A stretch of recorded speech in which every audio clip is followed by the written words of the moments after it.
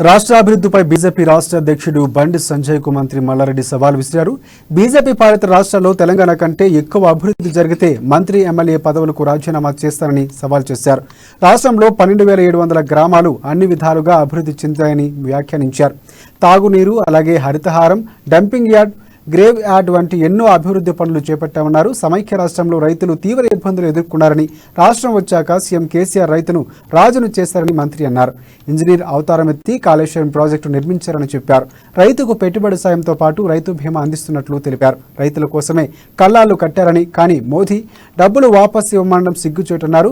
బ్యాంకులు ఎగ్గొట్టి విదేశాలకు పారిపోయిన వారిని వదిలిపెట్టి రైతులు ఇబ్బందులకు గురి చేస్తున్నారని మండిపడ్డారు.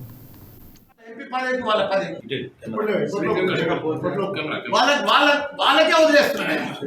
ఓపెన్ ఛాలెంజ్ వాళ్ళకే వదిలేస్తారు. వాళ్ళు ఎప్పుడు ఎంత టైం తీసుకుంటారో తీసుకోమని, వారం తీసుకుంటారో తీసుకోమని, దీన్ని ఓపెన్ ఛాలెంజ్ చేస్తున్నా. ఈ సవాలు స్వీకరించాలని కోరుకుంటున్నారు. వాళ్ళు పెద్ద పెద్ద మాటలు మాట్లాడుతున్నారు మా సీఎం మీద, సీఎం కుటుంబం మీద. ఈ సవాల్ను స్వీకరించుమాను మేము తప్పకుండా అంగీకరిస్తాను. అన్ని రాజీనామా తప్పకుండా ఒక్క రాష్ట్రం పేరు చెప్పను, ఇతర రాష్ట్రాలకు పోతే తప్పకుండా ఆడనే మేము తప్పైందని చెప్పి రాజీనామా చేసుకుంటామన్నా. నేను అడిగిన సవాల్ ఏంది?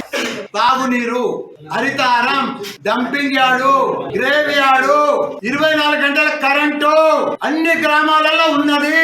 ఛాలెంజ్ చేస్తున్నా. అసుంటి గ్రామం, అసుంటి